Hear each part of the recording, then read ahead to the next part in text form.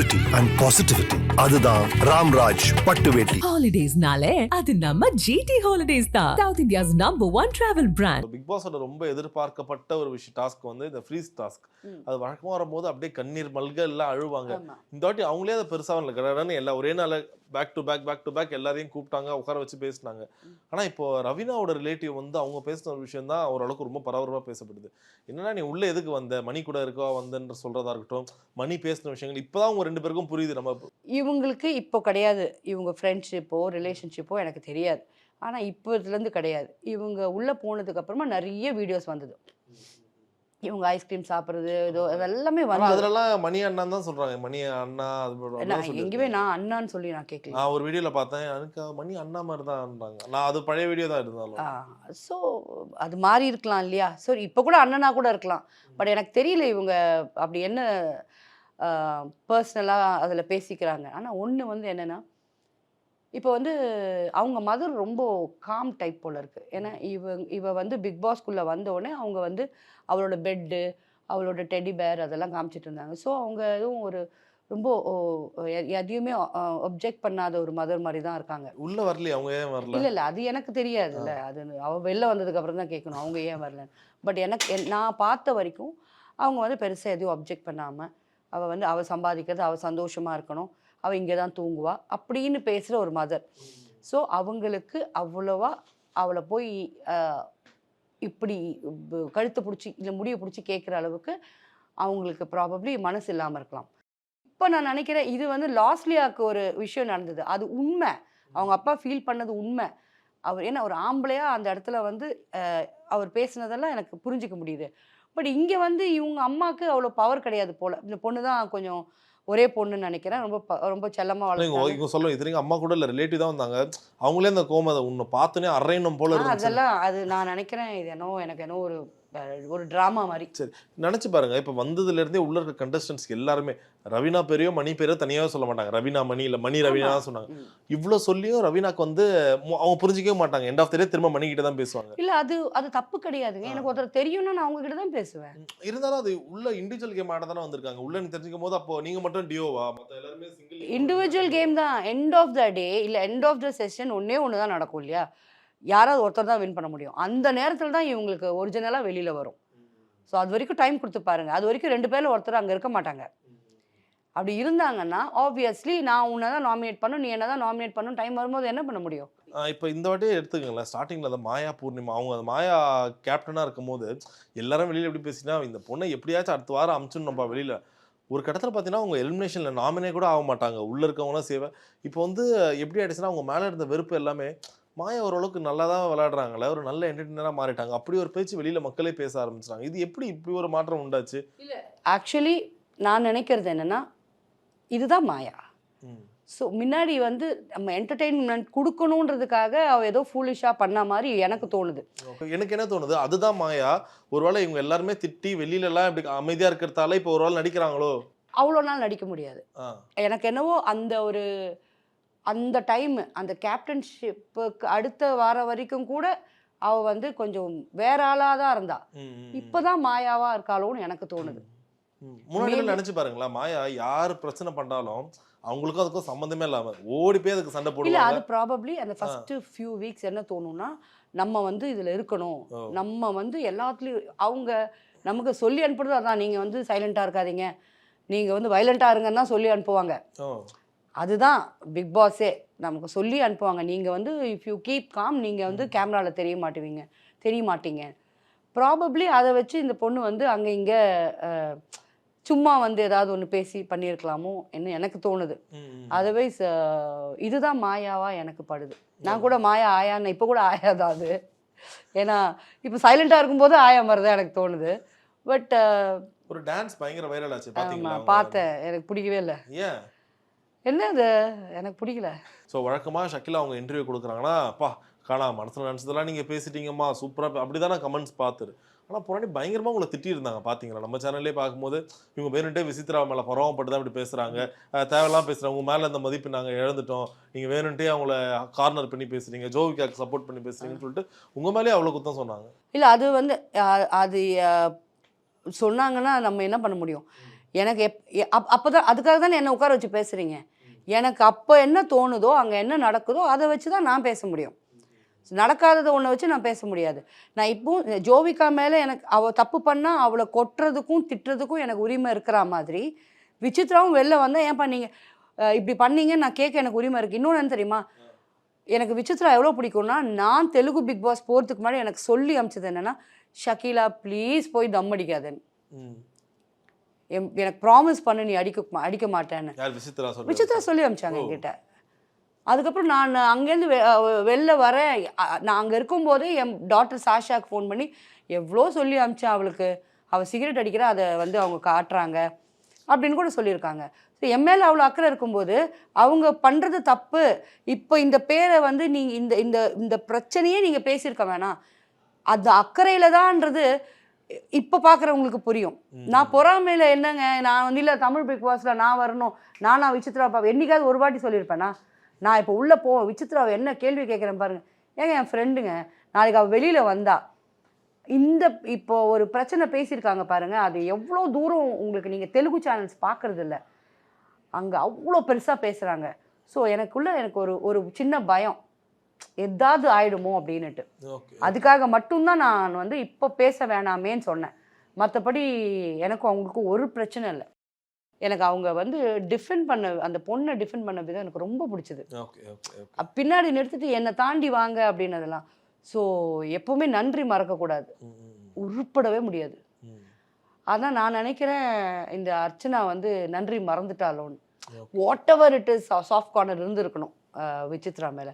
ஏன்னா இன்னும் நீங்கள் வந்து அன்னைக்கு விசித்ராவை தப்பாக சொன்னீங்கன்னு என்னையே கேட்டிருக்காங்க. எனக்கு பொறாமன்றாங்க விசித்ராவை பார்த்தா. அப்படி இப்படி எனக்கும் அவங்களுக்கும் வந்து நாங்கள் நல்ல ஃப்ரெண்ட்ஸு. அவங்க வந்து ஜோவிகா விஷயத்தில் படிப்பு விஷயம் சொன்னது தப்புன்னு. அதுக்கப்புறமா அவங்க அந்த ஒரு ஹீரோ பேர் சொல்லாமல் சொன்னாங்க இல்லையா, இப்போ வெளியில் அது எல்லாருமே கண்டுபிடிச்சிட்டாங்க யார் என்னன்னு. நான் அன்றைக்கும் இதை ஏன் ஃபீல் பண்ணி சொன்னேன்னா, நீ ஏன் இன்னைக்கு சொல்கிறேன்னா, இப்போது உங்களுக்கு செக்யூரிட்டி ரொம்ப முக்கியம். யூ ஹாவ் 3 children அண்ட் நீ வந்து நம்ம ஊரில் இருந்தாலே கட்ட முடியாது. நம்ம ஊரில் இருந்தாலும் பக்கத்து வீட்டில் அடிச்சா கூட நம்ம வந்து என்னன்னு இப்போ வனிதாக்கு நடக்கலையா, என்னன்னு போலீஸில் கம்ப்ளைண்ட் எடுத்தாங்க, யாரை கண்டுபிடிச்சாங்க, பக்கத்து வீட்டில் நடக்கிறதே நம்ம ஒன்றும் நமக்கு தெரியாது. இல்லை வேணாம் வேற என்ன, ஏன்னா அங்கே சிசிடிவி கேமரா கிடையாது, எதுவுமே கிடையாது. அப்புறம் என்னென்னு கம்ப்ளைண்ட் கொடுத்து இவங்க யாரை போய் தேடுவாங்க?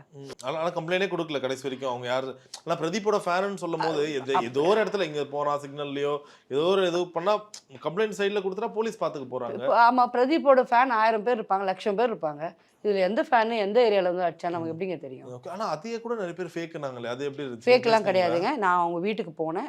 அவள் சுச்சுவேஷன் ரொம்ப வேர்ஸ்ட்டாக இருந்தது. நல்ல வேளை அவங்க அம்மா அவங்களுக்கு பிளெஸ்ஸிங் பண்ணுறாங்களோ கடவுள் பிளெஸ்ஸிங் பண்ணுறாங்களோ தெரியாது.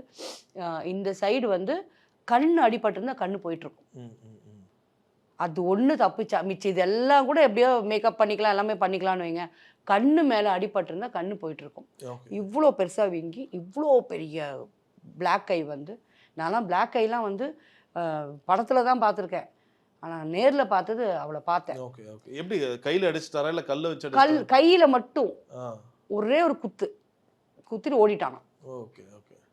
ஸோ அதுக்கு தான் நான் சொன்னேன், விசித்ரா விஷயம் வரும்போது கூட நீ வந்து நீ யார் பேர் சொன்ன, ஆனால் அது வந்து அந்த ஹீரோ பேர் மற்றவங்க அது அப்படிதான் அவரு தான் இருப்பாங்கன்னு சொல்லிட்டு கெஸ் பண்ணி பேசியிருக்காங்கல்ல. இது ரொம்ப பெரிய விஷயம், ரொம்ப தேவையில்லாத விஷயம். அவங்க பவரே வேற. அப்ப எப்பதான் சொல்றது? இப்ப அவங்க சொல்ல இது நீ அன்னைக்கு சொல்லி நான் எப்போ திருப்பி இந்த மீட்டூன்னு வரும்போது நான் சொல்றதெல்லாம் தானே. ஏங்க இப்ப பேசுறீங்க, அன்னைக்கு என்னங்க பண்ணிட்டு இருந்தீங்க? அப்ப பேச முடியல, எங்களுக்கு அந்த ஒரு தைரியம் இல்ல, ஒரு செக்யூரிட்டி இல்ல. அப்போ இப்ப என்ன செக்யூரிட்டி வந்து கிழிஞ்சிச்சு? ரோட்ல வனிதா அடிச்சீங்க, என்ன பண்ணாங்க போலீஸ்? டிஎன் போலீஸ் என்னங்க பண்ணுச்சு? அதுதான் நான் திருப்பி கேட்டுட்டு இருக்கேன். நாங்க 2 பேர் இப்பதான் வைரல் ஆயிட்டு வருது, போய் அவன் மூஞ்சில என் கையை வைக்க, நாங்க 2 பேர் ஆடினது. ஸோ என்னைக்கு இருந்தாலும் அவங்க எனக்கு தெரிஞ்சவங்க, என் ஃப்ரெண்டு. ஸோ இப்போ ஏதாவது நடந்துச்சுன்னா யாரை வந்து என்னன்னு கேட்க முடியும்? ஓகே பண்ணக்கூடிய ஆட்களா? 100%. ஓகே. ஸோ உங்களுக்கு அந்த அனுபவம்லாம் இருக்கா? இந்த மாதிரி ஏதாச்சும் வெளியில சொல்ல வேண்டாம், எதுக்கு அப்படியே பிரச்சனையோ அப்படியே விட்டுருக்கீங்க? நானும் அப்பத்துக்கப்போ எனக்கு நான் அதுதான் சொல்றேனே, அங்கேயே பிரச்சனை பண்ணிருக்கேன். ரூபஸ்ரீ, பாலா அம்பிகைன்னு ஒரு ஆர்டிஸ்ட், இவங்களெல்லாம் நான் வந்து கேரளாலேருந்து சொல்லாமல் கொள்ளாமல் வண்டி ஏற்றி அமிச்ச நாள்லாம் இருக்குது. ஓ வேற சார்மிளா, மலையாள சார்மிளா, இவங்களெல்லாம் நான் பெரிய பெருமை, நான் பெரிய புடுங்கி அதெல்லாம் கிடையாது. எனக்கு வந்து அது என்ன ஒரு தைரியம்னு எனக்கு தெரியாது.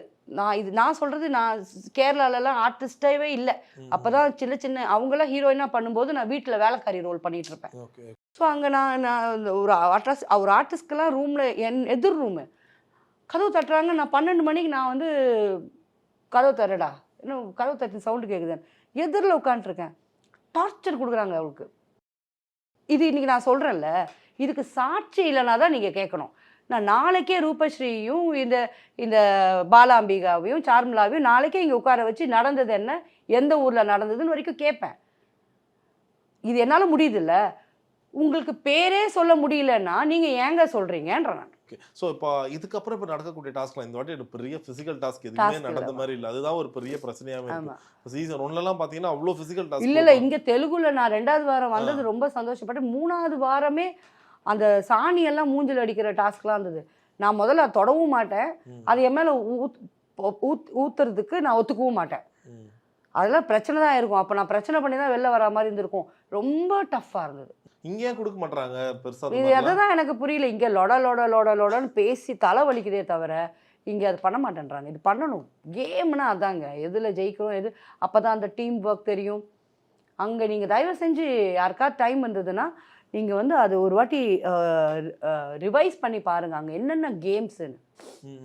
இங்கே கேம்ஸே கிடையாது. எல்லோரும் நல்லா தடிமாடுங்க மாதிரி நல்லா உட்காந்து சாப்பிட்றாங்க. இப்போ அங்கே இருக்கிற வரைக்கும் எங்களுக்கு வந்து ஃபுட்டு அவங்க கொடுக்கறது தான். இவங்க ஏதோ ஷாப்பிங்னு போகிறாங்க, ஜாம்ல இருந்து எல்லாத்தையுமே எடுத்து வந்து நல்லா தான் சாப்பிட்டுட்டு இருக்காங்க. யாருமே வெயிட் குறைஞ்சி வரல. ஜோவி இன்ஃபேக்ட் வெயிட் போட்டு தான் வந்தா. ஸோ இப்போ உள்ள நான் இப்போ ரவீனா அவங்க ரிலேட்டிவ் வரும்போது கூட அவங்க ஏதோ ஒரு கோட் வேர்ட் சொன்னாங்கன்னு சொல்லிட்டு அவங்கள வெளியே அனுப்பிச்சிட்டாங்க. ஏன்னா இப்போ உள்ள இருக்கவங்களுக்கு வந்து வெளி உலகத்தில் என்ன நடக்குது எதுவுமே தெரியல. ஜோவிக்கா வெளியில் வராங்க. வெளியில் வந்துட்டு இப்போ அவங்க அம்மாவுக்கு இந்த மாதிரி ஆகிருக்கிறது காரணம் பிக் பாஸ் அந்த மாதிரிலாம் நினைக்கும் போது வாட் வாஸ் ரியாக்ஷன், என்ன சொன்னாங்க? ஜோவிக்கு வந்து இது வரைக்கும் உண்மையாக சொல்ல போனோன்னா வாட் ஹேப்பன் அப்படின்னு தான் கேட்டாள். பெருசாக ரியாக்ட் பண்ணல அவளுக்கு. என்ன நான் நினைக்கிறேன், எங்களுக்கு வந்த நியூஸ் என்னென்னா அவங்களே வந்து ஏதோ ஒரு ப்ராப்ளம் ஆகிருக்கு, பட் நீங்கள் போய் ஓவராக ரியாக்ட் பண்ணிடாத அது எதுன்னு சொல்லி முதல்ல லைட்டாக சொல்லிட்டு இருந்தால வாட் ஹேப்பன்மான்னா. இந்த வாட்டி எனக்கு பிக் பாஸ் புரியவே இல்லை. வழக்கமாக கண்டஸ்டன்ஸ் எலிமினேட் ஆவாங்க, அவங்க வந்து எலிமினேட் ஆகிட்ட பிறகு அவங்க வெளியில் வந்த பிறகு ஒரு புரிதல் ஏற்படும். ஓ உள்ள நம்ம இவ்வளோ டம்பாக இருந்திருக்கோம், இல்லை நம்மளை ஏமாத்திருக்காங்க, நம்ம ஏமாற்றப்பட்டிருக்கோம்லாம் சொல்லிட்டு அதுக்கப்புறம் அவங்க பதில் கொடுப்பாங்க. இந்த வாட்டி ஐஷு வந்தாங்க, அவங்க இந்த பக்கமே வரல. ஜோவிகா வெளியில் வந்தாங்க, இன்டர்வியூ கொடுக்கல. இந்த மாதிரி இப்போ வெளியில் அவங்க பாட்டு உள்ளே போனாங்க, இருந்த வரைக்கும் சம்பாரிச்சாங்க, அவ்வளோதான் எல்லாருமே போயிட்டாங்களா, இல்லை இதை எப்படி எடுத்துக்கலாம்? இல்லை இப்போ ஜோவிகா விஷயம் தான் நான் பேச முடியும். ஏன்னா அவளை எனக்கு நல்லா தெரியும், அவங்க அம்மாவை தெரியுன்றதால அவளுக்கு வந்து இப்போ வேண்டாம், இந்த ஃபினாலேலாம் முடிஞ்சதுக்கு அப்புறமா பார்க்கலாம். சரி ஓகே. ஸோ ஃபைனலாக எனக்கு இந்த ஒரு எபிசோடில் இதுக்கப்புறம் நம்ம பிக் பாஸ்க்காக எத்தனை இன்டர்வியூ எடுக்க போகிறோன்னு தெரியல. இருந்தாலும் இப்போ நீங்கள் ஒரு கெஸ் பண்ணுங்களேன், பார்க்கலாம். நம்ம ஒரு மாதத்துக்கு அப்புறம் ஷக்கிலா மேம் சொன்னது எந்த அளவுக்கு பழிச்சு. நான் இப்போ கேட்டேன், நான் வந்து ஜோசியக்காரங்கள பார்த்த வரைக்கும் வச்சு ஒரு கணிப்பு சொல்லுங்க. நான் ஜோசியக்காரி கிடையாது, நான் வந்து ஜோசியக்கார பார்வையாளராக கேட்குறேன். பார்வையாளர் சொல்லுங்களேன். இல்லைங்க, ஒருத்தர் மட்டும்தான் வின்னர், மற்ற எல்லாருமே ரன்னர். அது மட்டும்தான் எனக்கு தெரியும். அண்ட் இதை ப்ரிடிக்ட் பண்ணுற அளவுக்கு நான் ஆள் கிடையாது. பிகாஸ் இது எப்படி வேணால் மாறலாம். ஏன்னா நான் இன்றைக்கும் சொல்வேன், என்றைக்கும் சொல்வேன், நான் வந்து விஜய் டிவி குக் வித் கோமாளியால் தான் நான் வந்து இன்னொரு எனக்கு ஒரு ஃபேஸ் கிடச்சிது. எல்லாமே உண்மை தான். நான் இப்போ விஜய் டிவி கூட தப்பு சொல்ல மாட்டேன். எண்டமால்னு ஒன்று, அதுதான் பிக் பாஸ்ன்ற ஒரு ப்ரோக்ராம் நடத்துது. ஸோ அவங்க எடுக்கிற முடிவு தான். ஸோ இதில் வந்து எனக்கு தெரியாது. பட் ஐ விஷ், இப்போவும் சொல்கிறேன், என் மனசால் எனக்கு விசித்ரா வந்தால் இந்த தமிழ்நாட்டுக்கு வந்து கல்யாணம் ஆன பொம்பளைங்க, குழந்தை பெற்ற பொம்பளைங்க, நீங்களாம் ஆண்டிங்க, இது சொல்கிறது வந்து அப்படியே கட்டும். அது மட்டும் நான் வந்து சந்தோஷமாக மனசால் சொல்கிறேன். Okay okay. ஸோ ஹோப்ஃபுல்லி பார்க்கலாம். இன்னும் சில வாரங்கள் தான் இருக்குது. ஸோ இதுக்கப்புறமாச்சும் ஒரு அதிரடி திருப்பங்களை ஏதாச்சும் பிக் பாஸில் ஏற்படுத்தணும்னு சொல்லிட்டு இந்த இன்டர்வியூ மூலமாக கேட்டுக்கிறோம். உங்கள் நேரத்துக்கு மிக நன்றி. தேங்க்யூ. பியூரிட்டி அண்ட் பாசிட்டிவிட்டி, அதுதான் ராம்ராஜ் பட்டு வேட்டி. Holidays nale adu namma GT Holidays da, South India's #1 travel brand.